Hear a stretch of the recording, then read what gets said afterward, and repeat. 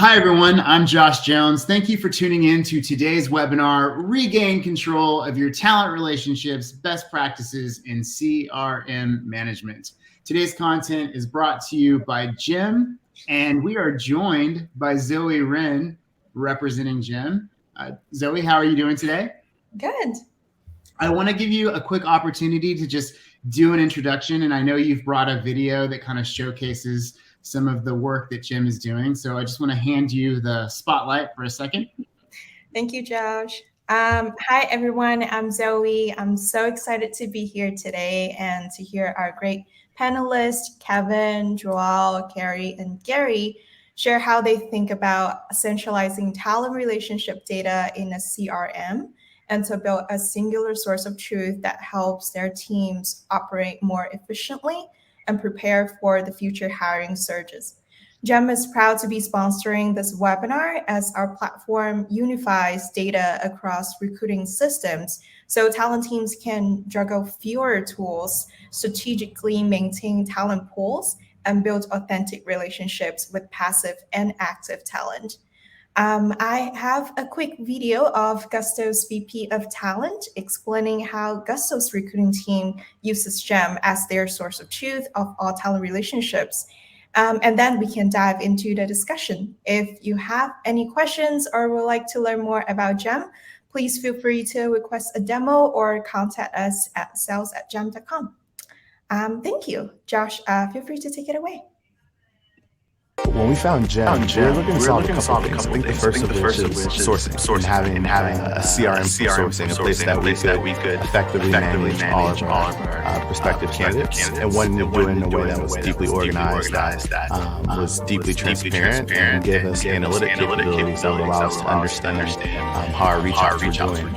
I think from there, it evolved into something much more. The analytical functions of GEM, the ability to share some of the insights and come across as more strategic with our talent partners, it really provided opportunities to be in rooms that we weren't in previously. GEM operates as our singular source of truth when it comes to all of our sourcing efforts, and the visibility from our frontline ICs all the way up through our C-level executives. What we try to do is leverage the tool, educate our partners on the tool so that we can all look and see what's going on, and we can all understand what our part is in helping improve our top of funnel analytics. As we continue our partnership with GEM, the hope is that we can continue to glean more and more and more value out of it, so we can continue to kick down doors and become true strategic partners to the business.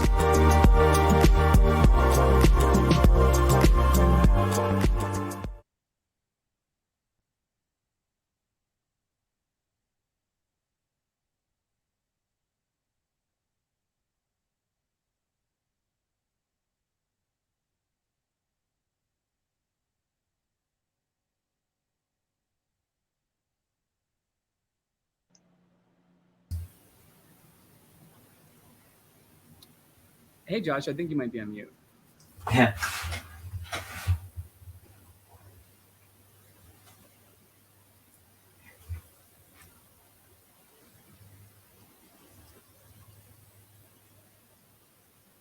So it looks like we lost Josh. We're kind of experiencing some internet connectivity issues right now, but personally, I guess I'll just go ahead and kick it over to Kevin to kind of get us started on this on the webinar today.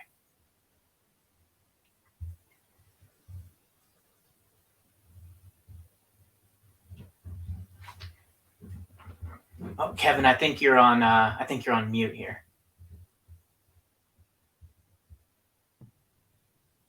There we go. All right. Hi, everybody. Thanks, Joel. I'm Kevin Wheeler, Future of Talent Institute, and I'm happy to be moderating this panel today. I thought I would just kick it off just really quickly to give a quick thumbnail explanation of the differences between an ATS or an applicant tracking system and a CRM or a candidate relationship system. And obviously there's a huge difference between the two. An applicant tracking system is pretty much what it says. It tracks applicants where they are in the process. It does the sort of the legal recording of a candidate's arrival into your database and can track where they are in the process. but it's not a relationship tool. It's not designed to create any sort of real communication between you and a candidate. And that's where the CRM comes into play. And the CRM, as the video explained a few minutes ago, is a place where you can really source additional candidates, where you can communicate with candidates, where you can over time build relationships with candidates, and where you can really begin to get a much better handle and understanding of who it is that you're trying to recruit and who's coming to your website or wherever it is to look for work. So I think that's just a real quick explanation of that. I think that maybe the good place to start is just to kick off by asking our panelists, how they're actually using a CRM. And so why don't we start with you, Gary, if you don't mind. Tell us how you're actually using your CRM. Yeah, thanks so much, Kevin. At Reddit and previous companies, we're leveraging our CRM for 100% passive engagement. So we're building talent pipelines, creating communities, and really putting in the long game. But on the day-to-day basis, on a weekly basis, a monthly basis, and a quarterly basis, we're monitoring the outcomes and making sure that the talent attraction strategy is based on the cadence and the caveats that come with how we're engaging tech talent, specifically here at Reddit and in previous tech companies I've worked at, and deciding whether or not the engagement today is going to result in hires now or part of a bigger picture in which we're doing the long game to make sure that we're providing a community where we can bring in talent and belonging. Great. I meant to ask you this before, and I'm getting things a little bit backwards here. But could you tell us a little bit about Reddit and what what Reddit does? Sure. Reddit's a social consumer platform. It's been around for about 16 years and a fantastic place in an emerging market to find communities, belongings. I think if anyone's on this webinar who's ever Googled something and put Reddit at the end of it or part of a community or subreddit, it's a really authentic way to connect with peers in a way that's different than other social platforms. Okay, great. Thanks, Gary. Carrie, how about if you tell us a little bit about yourself and then how you're using CRMs? Sure. My name is Carrie Dan. I've been in recruiting for about 10 years. Right now, I'm at Momentive AI, which is a software company, the makers of SurveyMonkey, and I manage a sourcing team. So the way that my team is currently utilizing our CRM, first and foremost, on a daily basis, we use it to execute our work. Our most common use case, I would say, is actually managing active requisitions that we're recruiting for in this moment in time. We typically identify talent that we feel is potentially a strong fit for the role, and then we manage our outreach through our CRM tool to try and not only pitch the role, but also the company, and also specifically call out to those candidates what's so great about them and why we want them to come work with us. Great, thanks. And Joel, how about you? Yeah, so I'm Joel. I'm been recruiting for 12 years or so got you beat, Carrie, by 2. Sure did. But I work at Twilio, one of our senior leaders here within a talent acquisition team, and we use our CRM in a variety of ways. Our branding is heavily involved with using various aspects of our CRM, but then also a big portion of why we use a CRM versus just not having a CRM is we want to consistently give a 360 view of who we're hiring to our hiring teams, who we're reaching out to, who's successful within the pipeline, who wants to talk to us, who doesn't want to talk to us, where we need to get better at when it comes to actually reaching out to people from specific companies or regions and those sort of things. And I think also just from our perspective, we just want to look at the top funnel analytics. Our sourcers have a focus on honing their craft, so we encourage them to just kind of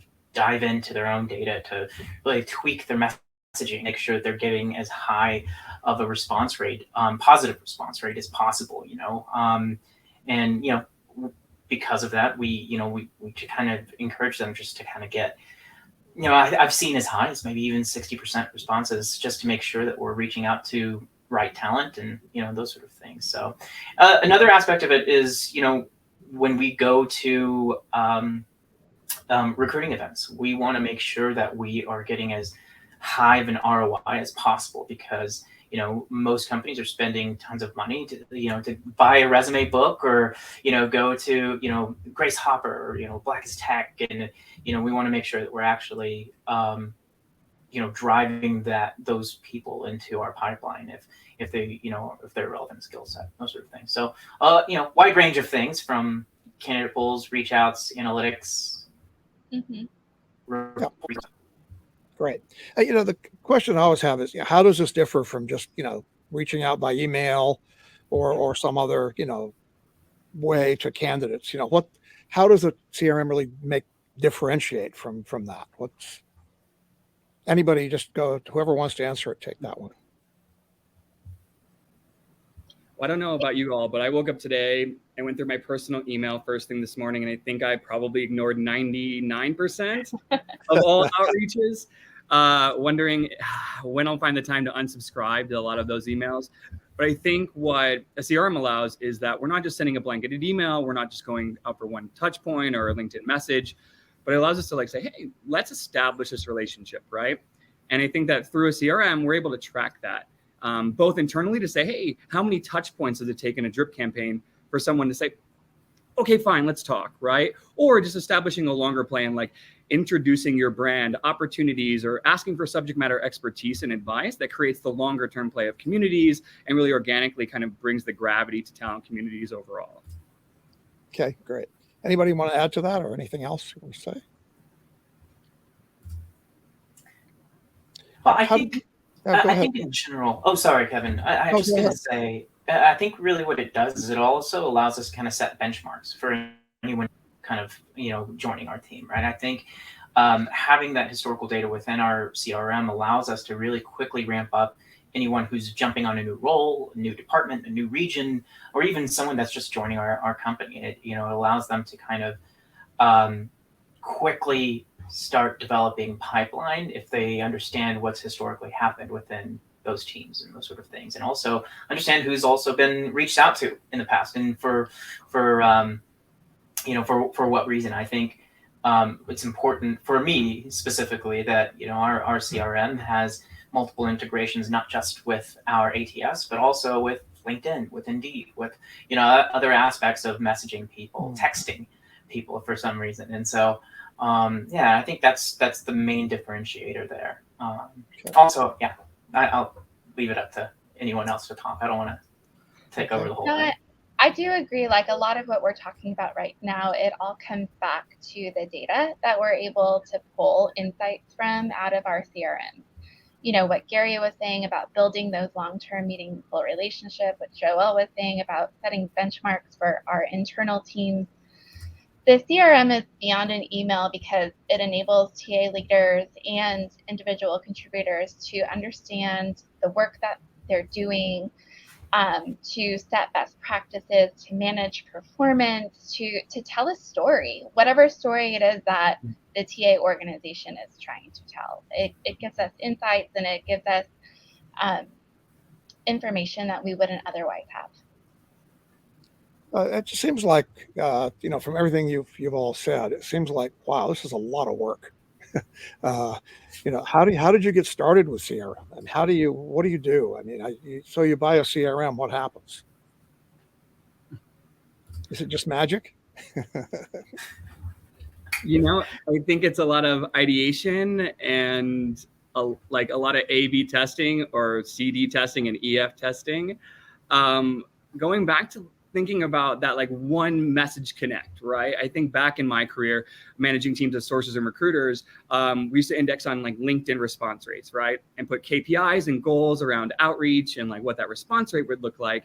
And then when CRMs were introduced in a more robust way and being interdependent to our other systems, I kind of changed the game, right? Because we then could A/B test through what does engagement look like for certain roles, certain functions, and actually what is that language? I've come in organizations where they just had your block templates.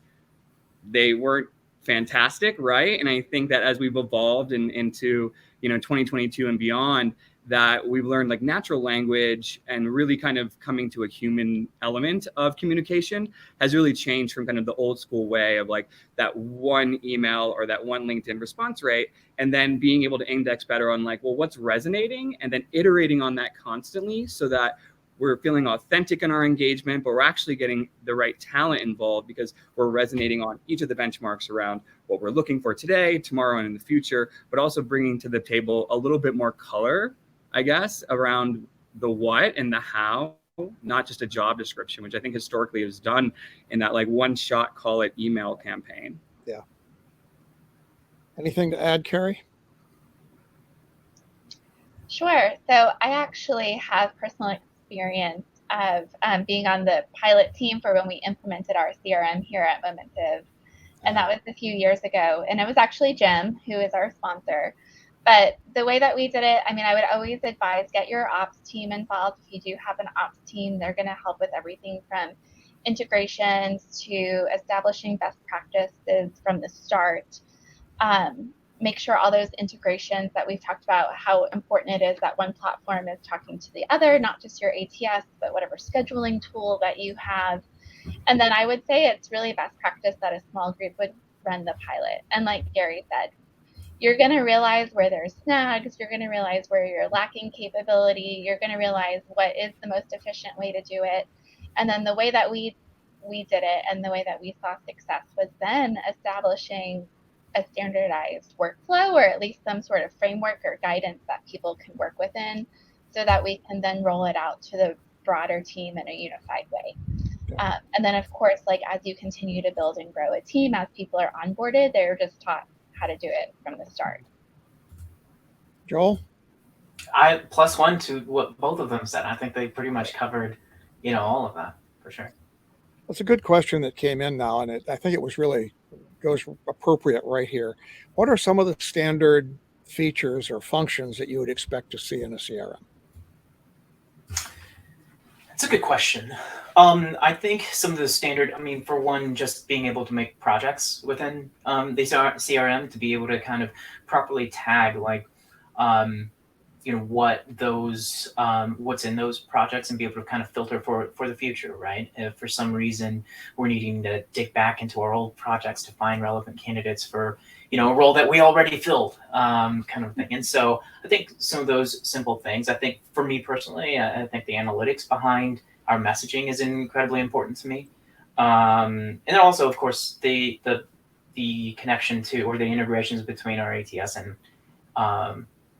the CRM to make sure it's one cohesive place. One that I love about our CRM is that it's, again, there's multiple points of integrations, so where we can use Gem as our source of truth in terms of like who has reached out to specific candidates, roles of engagement, and those sort of things. So we can really, really lean in on Gem because of that. Gary? I completely agree. If anyone's been in the seat, which I'm sure we all have, where you have a candidate that's moving to on-site and then your candidate emails you and says, hey, do you know Jessica? She just reached out to me about a role, right? And that blind spot really is solved for CRMs, where you're able to kind of make sure you have lanes and be able to have strong integrations, as Carrie was saying, especially into the ATS, but I love LinkedIn integrations, and then also prospecting pools into your ATS. So this way you can always like revisit, boomerang, or like do multi-year strategies, really helping hiring managers and sourcers say, hey, we don't have to reinvent the wheel. Your predecessors or your team has already built really strong pipelines in the past. Let's start there, which helps velocity and acceleration and kind of brings back that quality for whatever team or domain you're looking at. Okay. And this might sounds really simple, but also the quality of the data that the actual CRM is providing. So for our CRM, we're scraping email addresses, and when you're looking at outreach and you're saying like, oh, there's an 80% open rate, that there's a really good accuracy on the information that the CRM is actually scraping. So, obviously setting up a CRM is not a simple thing. It's not something you just do in 5 minutes. I'm sure you've had some real challenges you had to overcome, but it'd probably be interesting for the audience to know what are some of the hurdles or challenges to getting started with a CRM. Well, Carrie, I know you were talking about integrations earlier. Do you have like any sort of anecdotal experience on, some of the challenges in getting ops on board, or like the actual lift in integration for new CRMs or interdependent systems? I would say the hardest part of our transition onto a CRM was that people were really married to the way that they were doing things before. And so people just, have poured their sweat, blood, and tears into this beautiful spreadsheet that just tells them everything that they need to know. And so like the depth of that spreadsheet is just like the hardest, for a certain away from. And so I don't necessarily have like an anecdotal story about that, except like that was real pain. I think that was felt. 100%. Yes, and so just, people are used to working in certain Chrome extensions that don't necessarily integrate into CRM, and that work that they're doing is lost on the people that don't have visibility on it, including their managers. And so, a lot of times when I remember having conversations with people on my team, like, I appreciate the work that you're not doing in our CRM, but I can't see that work, and I want to know how you're spending your time and what you're doing and what's working and what's not, and I can't coach you through that unless I can see what it is that you're doing. And so I think it's just a matter of having those conversations and really understanding the value that our CRM has to add. Okay. Joel, have you had any challenges using these or getting other recruiters to use the CRM? Nah, been easy.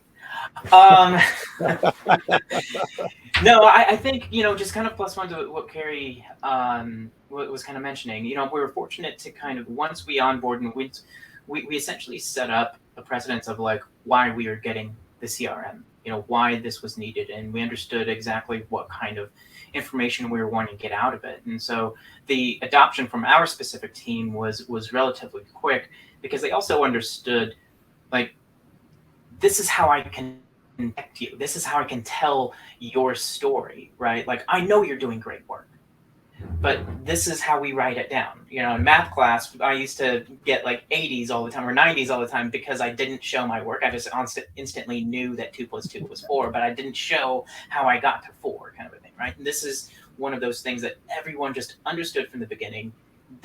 Use this because this is how I can tell your story and promote you, externally outside of our team, that kind of stuff. And it also, just then from the challenge perspective was getting people outside of the sourcing team to get to use it, more efficiently in from a prospecting standpoint. And that's always going to be a challenge but I think as we've grown with the CRM that we currently have, there's been more and more adoption, because people tend to see the value that comes out of it. So, yeah.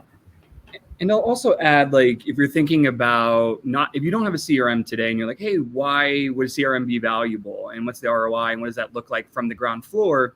I think one of the challenges I experienced more than once is when you're in like maybe a straight LinkedIn outreach model, or you've got a plugin or an email scraper, not only is it hard to quantify, but if you're thinking about a recruiter or sourcer, the biggest thing that's always the light bulb moment or the aha moment in a CRM is the drip campaigns, right? So as I mentioned previously, you can look at your LinkedIn response rate and just hope for the best and change your templates, sure, but you're barely getting toward that ceiling at all. So the interesting piece is like when you do implement, A/B test multiple times, right? Because I think that you're going to get buy-in from the business, you're going to see better ROI and calibrate more quickly. The biggest moment is that third or fourth email in which that response rate drives way up, right?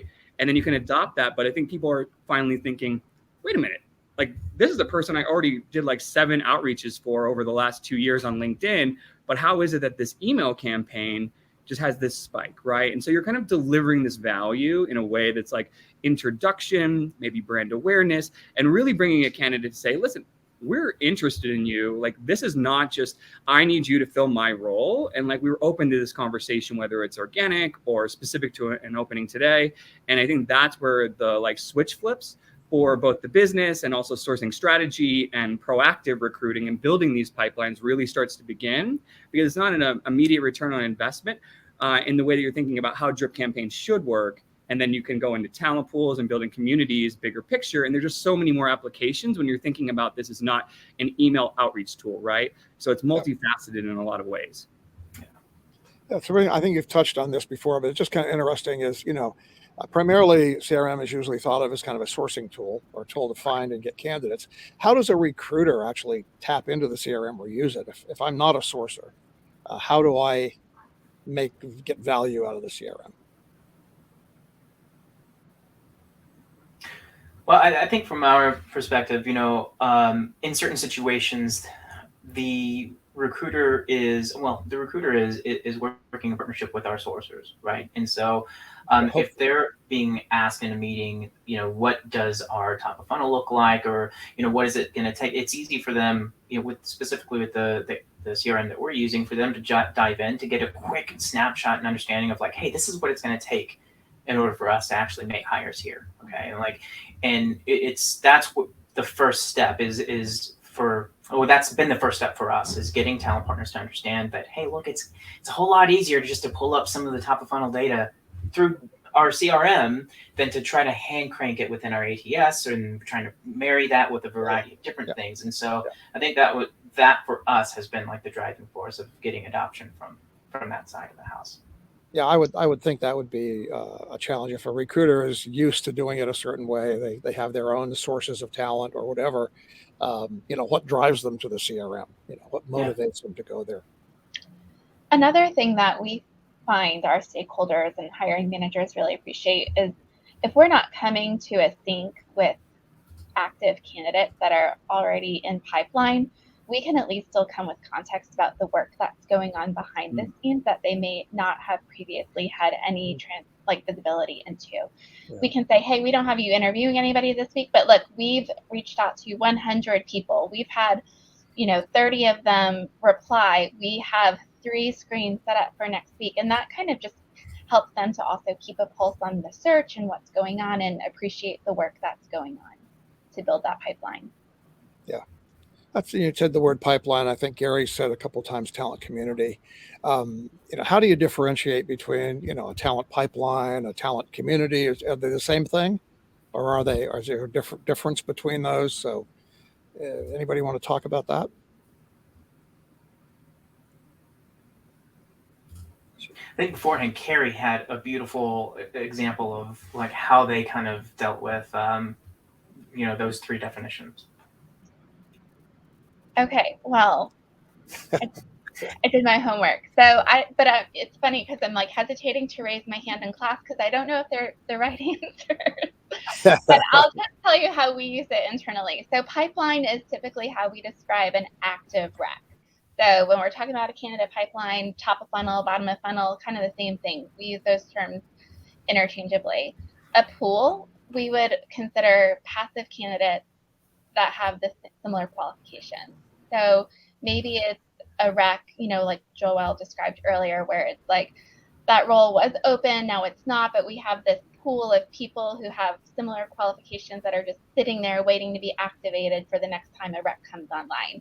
And then when I think about a talent community, I think about maybe a broader group of people that don't necessarily have the same qualifications, but perhaps they have a different thing in common, whether it be a geographic location or an internship or, XYZ, you name it. Yeah. Great.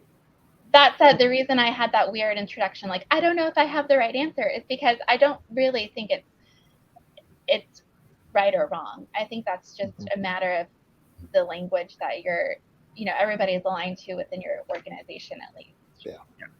So do you guys ever create these talent communities for talent you project you may need, but don't have a need for right now? I always look at it. You've got current needs. We've got to hire this kind of a talent today, but I suspect in the future we're going to have to hire some of these people. So do you ever use that community to kind of build that proactive pool?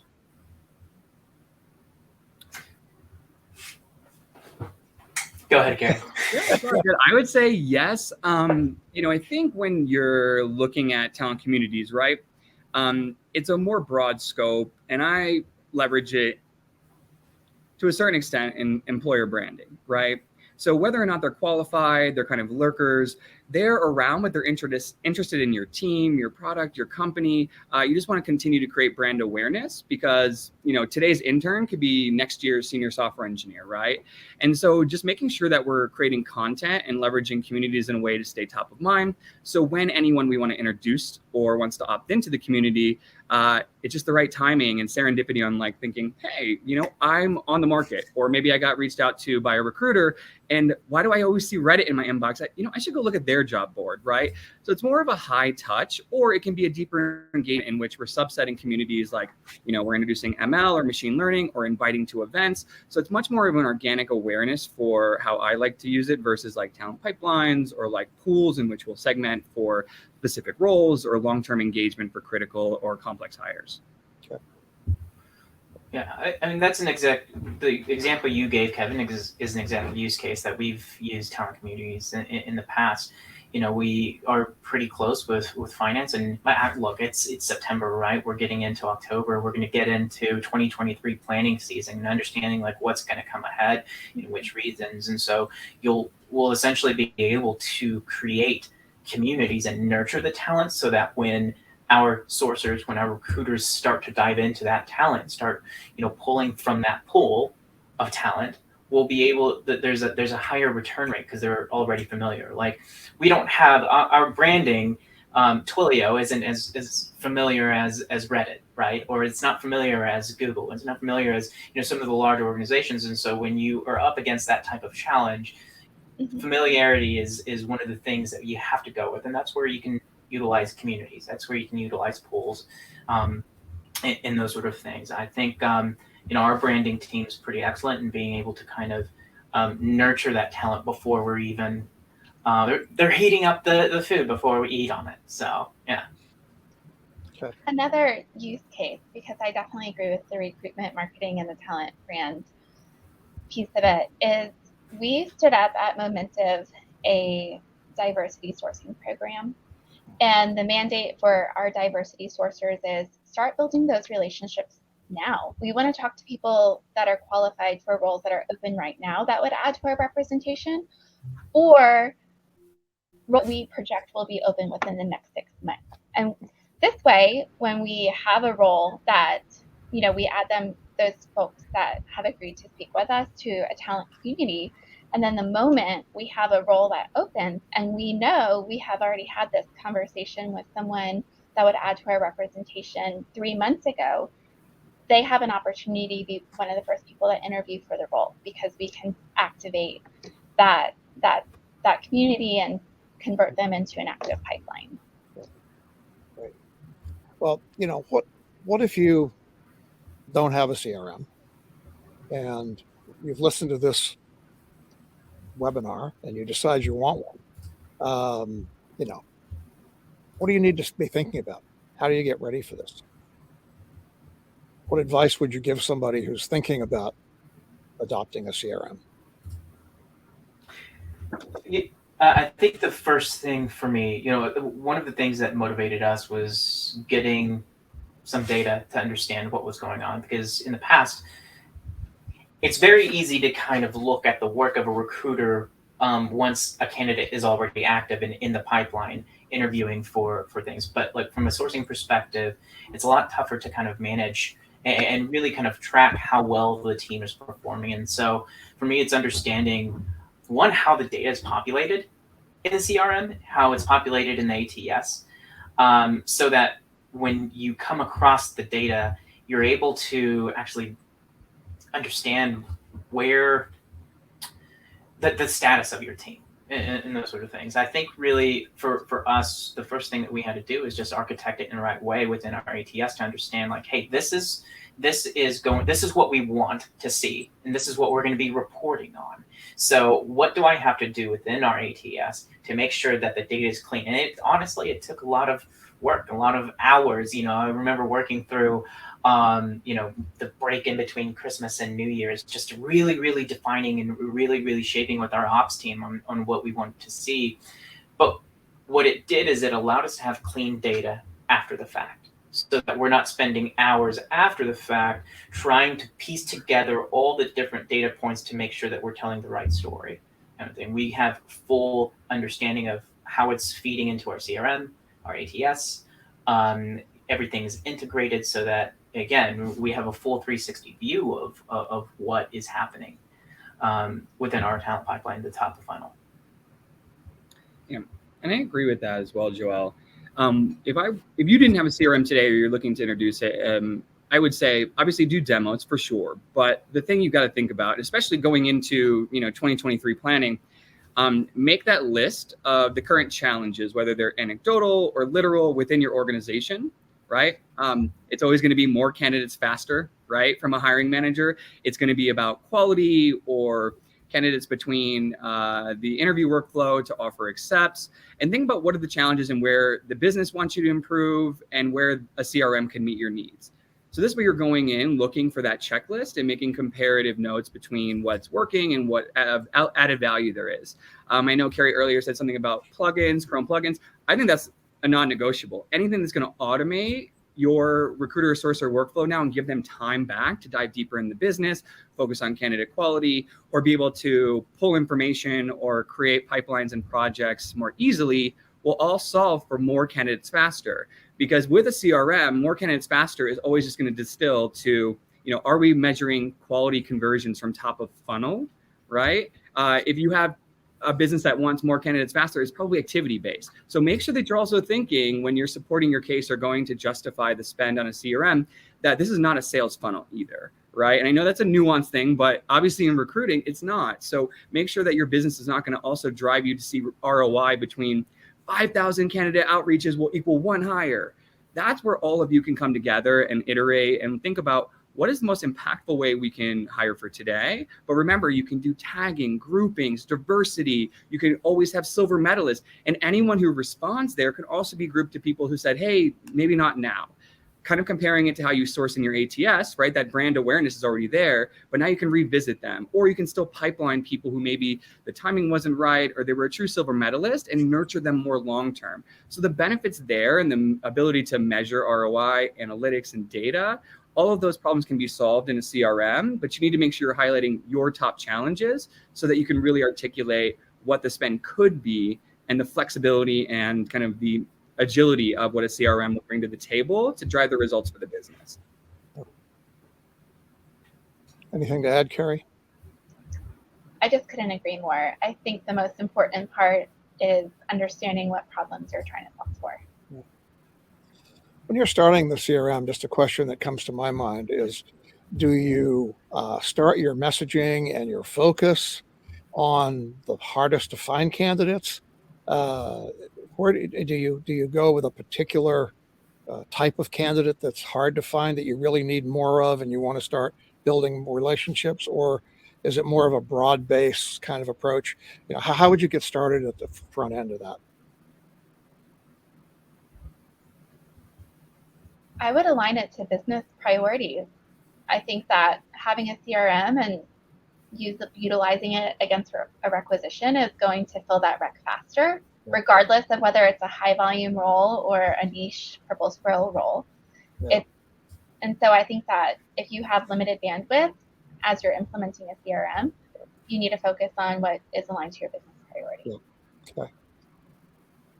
You all agree with that approach? Yeah. I agree. I think also if you have any technical roles, definitely throw those in.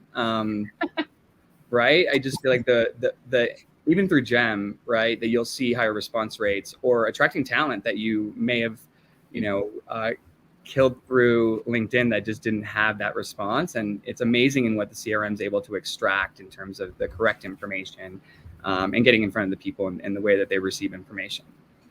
Yeah. I mean, I always think about how can it augment or be a broader reach than LinkedIn or any of the other tools out there that you have, right? How can you build it? I definitely echo that. Yes. I lead a non-tech sourcing team, and my counterpart leads the technical sourcing team. And it's just wild, the difference that we see. Like, sales candidates are way more likely to answer a LinkedIn message than engineers, because they live their life in LinkedIn Sales Navigator. They're logging into LinkedIn every day. Engineers are purposely spelling their name wrong so that us annoying recruiters can't find them, and so I agree with Gary, like that happens. We actually used our CRM to launch a texting campaign, and we're actually texting people and we're starting with non-technical roles that have previously received sequences from us, that have heard from us, have had some type of exposure to our brand. And it's amazing because we are seeing more text responses from non-tech than we would see from tech candidates as well. I mean, it's just different mediums of communication work different for different profiles. Yeah. Carrie, I'm super interested to go off that. I've never run a text campaign, and I know a lot of CRMs have that capability, and Joel mentioned texting earlier. Have either of you had any challenges? Like, that's the scary part for me, is like, are we ready to go there? And like, what's the acceptance of like, hey, I'm getting a text. Like, is it more normalized now? Are you seeing any results? Or are there some like, hey, don't step on this landmine that you would recommend? Joel, you can answer first if you want. Otherwise, I'm happy to. Yeah, so first of all, if you're sending text messages, I hope you're using Twilio to send those text messages. That's the plug. That's a plug right there. But, yes, there are some landmines. I don't think, me personally, and this is maybe I'm old school, I don't like leading with text messages. I think that there's just more and more text messaging scams going around, that sort of a thing, right? And also, you have to consider regional differences, GDPR things, right? Mm-hmm. Specifically in EMEA, you have to kind of consider that. But like texting has worked quite a bit, like especially in the United States, people receptive to it, to say like, hey, Carrie, I just messaged you on LinkedIn. I just sent you an email, just following up via text, that sort of thing. But then also, the big thing that you have to be ready with is like, where did I get your phone number from, right? We just got your phone number from this event that where you visited our booth or what have you. And I think that's really making sure that everybody on your team is well versed in how to combat those quick things. Because I mean, here's the thing, like we all still get messages, negative responses from emails or LinkedIn emails or messages and those sort of things, even connections, like, how do you know me? Why do you want to connect with me? Kind of a thing. So I don't think it's any different.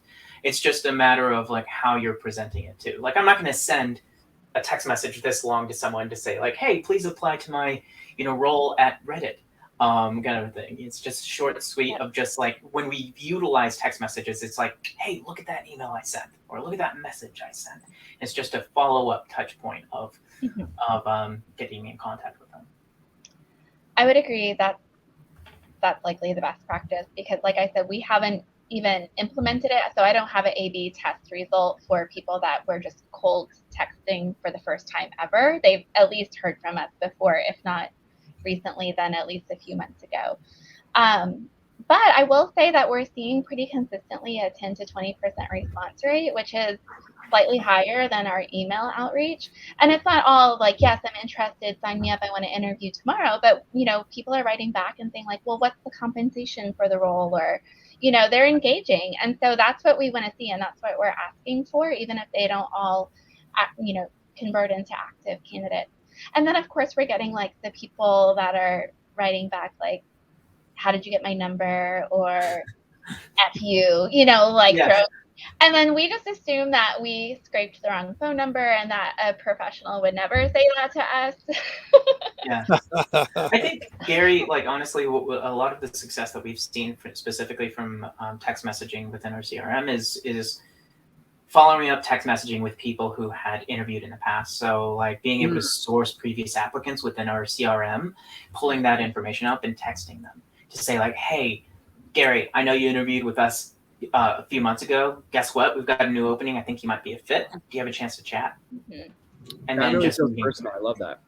Yeah. So you're basically saying text messaging works better for an active candidate, in fact, or someone who was an active candidate at some point. I'll say it's more direct, right? Because when you send a text message, you're going to get a response. If you don't get a response within an hour, you're not going to get a response. It's a text message, right? They're going to look at it and then put you on red, like Carrie does. and then and then just kind of move forward. But like so typically you're gonna get a response pretty quickly. I mean, Carrie, if you're sending a text message right now, like via whatever system you're using, do you typically get a quick response rate? Like, what's that? Yep. Another thing about that is our best practice is we usually send maybe 20 to 25 at a time, and then we sit and wait for responses. Like, we block 30 minutes on our calendar so that we can send them, and then wait for the answers to start rolling in so we can seem present on the other end. It's never something that we do as we're logging off for the day and then just walk away, because we found out we have a better rate of conversion if we're actually there to engage in the conversation for people who want to engage. And circling back, Kevin, also, like, when it comes to like recruiters, using our CRM, if you have it set up within your CRM, it's also it's not only recruiters, but also like coordinators and talent guides and those sort of things to then go back and use that text messaging service to make sure that while they're being processed through the interviews, they can send text messages and being like, hey, good luck with the interview, that sort of thing. Mm-hmm. So it's not just top of funnel things. It's making sure that their experience through the entire process is top notch too. So we've kind of been touching on it, but are there different specific strategies that you use for an active candidate pool and a passive candidate pool? How do you reach out to the passive candidate versus the active? Is it the same methodology, the same process? Are you meaning through text message or through email? Any message at all? Would you use a different way to communicate with, passive candidates than active candidates? Yeah, and Carrie and Gary, please correct me. Like, please just slam me on the mat if I'm wrong here. But I think like with passive talent, there's just a lot more selling that has to happen there, right? And if you don't convince them enough, there might have to be a second follow-up call to convince them further, because people who have applied and they're active have already made the decision. I am changing my life to join Reddit, to join Momentum. You'll never be able to say momentum again. They've already made the commitment and clicked submit on their resume. With passive talent, you really are like, hey, I know it's a pandemic, but how about you upend your life and join my company instead, kind of a thing, right? So there's definitely, just in the way you communicate over the phone is going to be different, but also messaging them is going to be completely different too. I mean, Gary, what are your thoughts there? Yeah, no, 100% agree. Anyone who's going to be applying, they've already been introduced to your brand, right? So there's some brand awareness, and you can kind of go from there. If they're qualified, the interest level has already been determined, so you can move more directly, more quickly, more tactically. And when you're doing, obviously, outbound, whether it's email, text, or any other medium, even in a talent pool, you're introducing them either for something right now, or you're selling them on the long-term problem solution, right? Within those drip campaigns or those quarterly touch points, right? And just keeping them feeling special, right? Like they're the only engineer in the world, and also establishing hopefully an authentic relationship through that. This way it could result in a number of things, including maybe this is just never going to be a fit or level for them, but they can refer people, right? And so you're kind of curating this organic ripple effect over time. And as long as the engagement is warranted and wanted, right? And it's a two-way street, then I think it actually can pay dividends in ways that you can't quantify. But for the most part, if you're looking to take care of like your priority, most critical roles, the beauty of a CRM is you can create touch points that create a sense of urgency that not only can be automated, but can actually dive deeper into like, this bus is leaving the station, it's now or never, but knowing that that's not the end of the road. Just like Joel was saying, we can still revisit those candidates a year and a half later and say, hey, we did have some communication. I don't know if things have changed. So it's a way that you can stay organized, you can have touch points, and through that kind of calibrate for meaningful metrics and ROI to the business. Yeah. So what's the frequency of communicating with some of these candidates? I mean, you've got all kinds of different candidates. You've got some really top-notch people you really, really want to hire, and you've got people that you don't even hardly know at all. I mean, you must have to set up some sort of a frequency of what you communicate, when you communicate. So how do you do that? Carrie, I'm interested in what you have to say on this specifically for like SurveyMonkey and what y'all have done, what y'all have considered best practices. Sure. So we actually have rules of engagement. So this kind of takes care of itself in many ways, because sourcers don't want to lose ownership over the candidates that they have touch points with.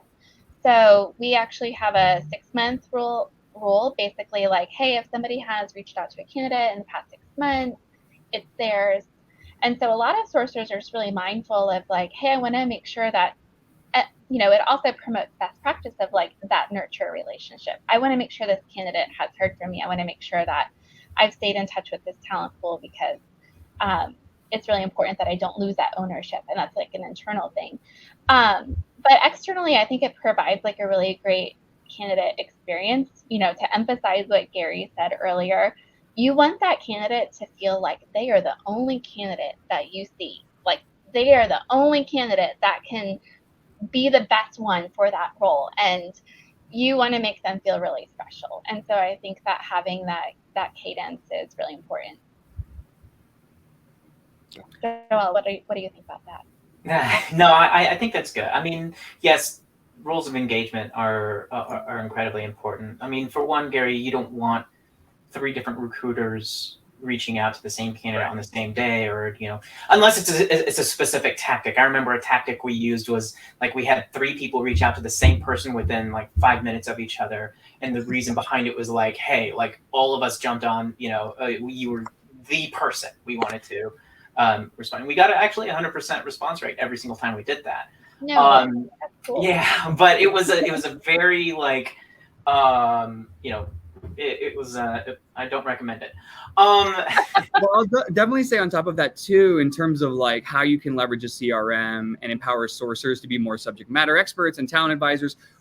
When you bring candidates that shortlist to like a kickoff or a calibration meeting with your hiring manager, I think similar to that, Joel, is you can also create this sense of urgency through your cadence with your drip campaigns. So if the role's not open yet, you can say, let's align on these top 10, 15 candidates, and you send that campaign today. And it's like high touch, we're about to open, exclusive access to this position. What do you think?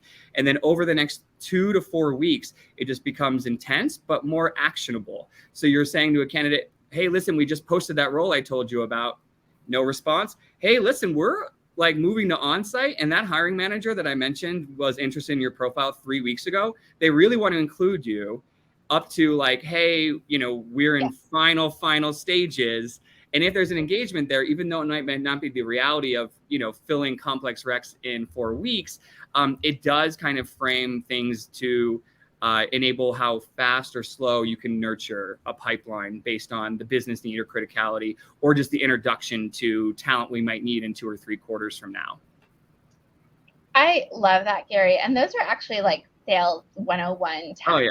But they work. It's so true.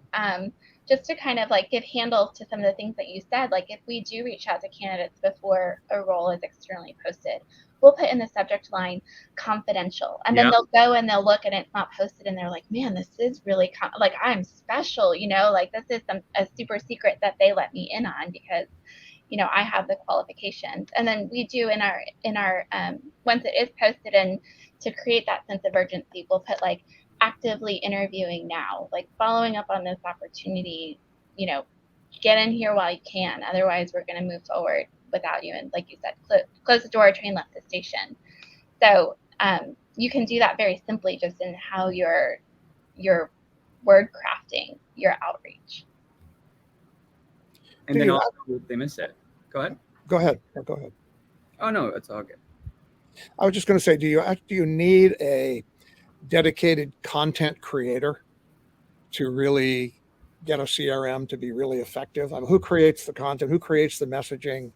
Does that require special skills, special people to do that? I think it helps when you're building communities, right? To kind of push that on a branding team to build a community for you and those sort of things, and nurture them so that you can dive in whenever you need to. But I don't know if a lot of companies have that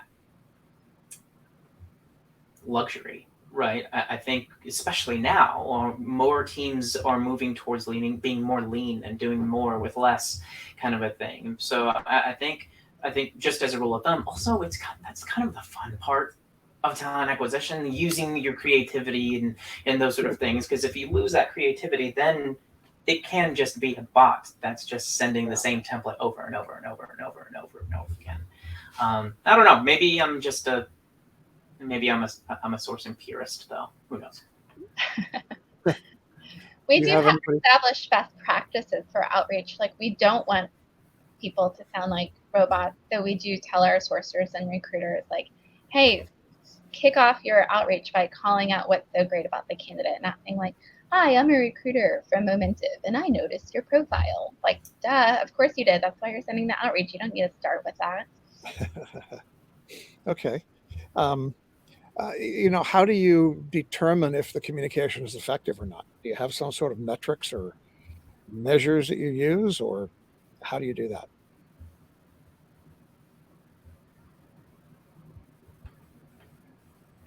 Like Gary, I create. how do you guys do that at Reddit?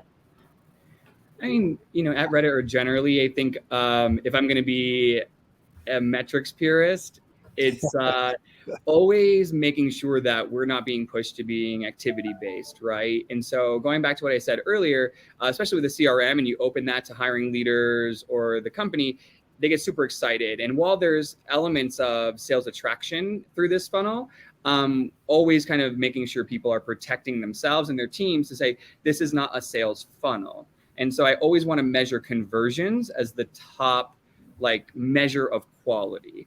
And so what this means in practice is, like, if a hiring manager ever says, well, I looked at your CRM data and it's going to take 4,000 outreaches to get one hire, that doesn't compute, right? So always hold the line and say, let's do smaller batches, just like Carrie was saying, even for text messaging, you measure that quality conversion, right? Because that means that the message is resonating, that you're A/B testing often, because every quarter, everything in recruiting seasonal, right? And so what's resonating with that current audience or the role or the potential for talent attraction, whether it's right now or longer term, just making sure that you're not thinking about sourcing as always pushing top of funnel. And correct me if either of you have different philosophies, but I feel like sourcing is measured by finding the best talent, being highly calibrated with the business unit, the role, and being able to kind of pitch or sell the opportunity to make the best match. And that can be done within 5 or 10 candidates. Doesn't need to be 50 or 100 candidates every week in order to show ROI or that we're doing our jobs. So being more intentional, more meaningful, and kind of benchmarking some of the statistics based on how we work through our pipelines and the quality measure based on conversions. No, I completely agree. I think there's more value in the quality of your work than just simply showing your work too, right? And I think that's what you're probably getting at. And I think for us, one thing that we're always looking to do is just be better be better than last quarter. Like, if your response rate was 4% last quarter, great. Be 5, be 4.5, be 4.1, kind of a thing. And I think for me and my team, what I'm wanting to make sure is that they're consistently getting better, not only just because we need to make hires and not only because we need to fill these roles and those sort of things that support the business, no, for themselves, right? Because when they leave Twilio and they're interviewing for Reddit and they're interviewing for Google, I want them to have a baseline of understanding and data of how they've progressively gotten better. And I want them to look back at the time that they worked with me to know this is the time when I really was able to kind of transform my career and really hone my craft and got better. And then have them kind of continue to do that for them and their teams and those sort of things kind of going forward. And just to build on what Gary and Joel said, I really think that the conversion rates are the most valuable data that as managers we have to coach and develop and inspire the people on our team. I agree that activity isn't anything, and activity isn't necessarily going to equate to results. If I have somebody sending 1,000 outreach in 1 week and they generate 2 phone screens from that, something is wrong. They're either not reaching out to the right people and I can help them find more qualified candidates, or what they're saying, their messaging is not resonating, and I can help them better craft outreach that's going to be effective and work. And the data tells us that story so that we can really lean in and help to develop, the sourcers and recruiters on our team. Well, great. Well, coming up on the top of the hour, and I think we're just about out of time. I'd just like to get one final thought from each of you on the CRM, why you should do it, what's the value of it, what do you want people to hear about CRMs? So start with you, Carrie. CRMs are awesome. No, I'm just kidding. That was really lame. I like I said in the beginning, I use a CRM. It's a daily use tool for myself and for the team, and it makes my job as a manager much easier. From displaying dashboards to stakeholders, showing them the statuses of their searches, to reporting up to talent acquisition and business leaders, to, like I just mentioned, like managing my team on our weekly one-on-one things. Like I use it for all of those things, and I just don't. I'm sure it would just be 1,000 different spreadsheets if I didn't have the CRM, but I'm so glad that I do. Gary? I would say if anyone in the room is looking for the holy grail of predictive hiring, you absolutely need to have a tool that diversifies and helps prediction and driving results long-term for your business. Yeah. But +1 to those two, or +2 to those comments. I think in addition, to kind of take it a step further and where my mind is going forward, yes, it's great to understand what's happening top of funnel and getting that information and data to be effective as a hirer, but also going back to the quality, like what's happening once these people start. And I think that's where we're heading from a Twilio perspective, is understanding a 360, like who's getting promoted at a higher rate, who's getting, what companies, what was their background, so that way we can inform, validate or invalidate any sort of bias from hiring managers who want to hire from specific companies or hire specific skill sets and those sort of things, so that we can be even more effective at the top of the funnel.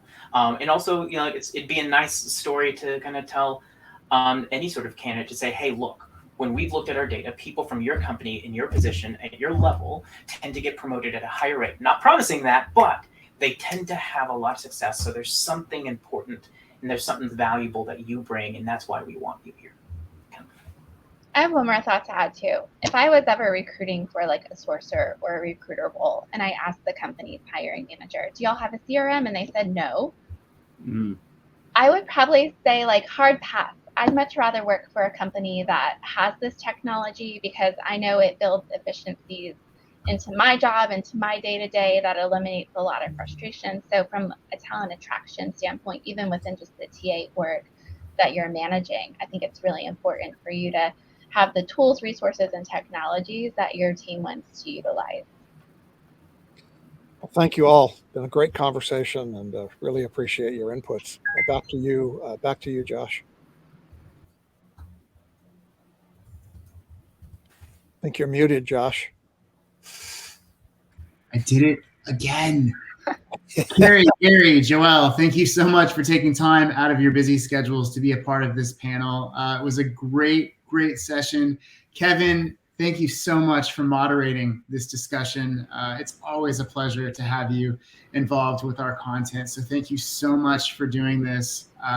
Big thank you to the team over at GEM for making today's content possible. If you have any follow-up questions for our panelists, they're pretty easy to find. So I wish we could have had time for a Q&A at the end of this, but we just didn't get to it. But please keep in touch. And if you have any suggestions for types of topics we should be presenting on our webinars, or if you'd like to be involved as a speaker, please touch base with me and let's talk. And without any further ado, please have a great rest of your day, and we'll see you real soon. Thanks, everybody. Yes. Bye-bye. Hi, everybody.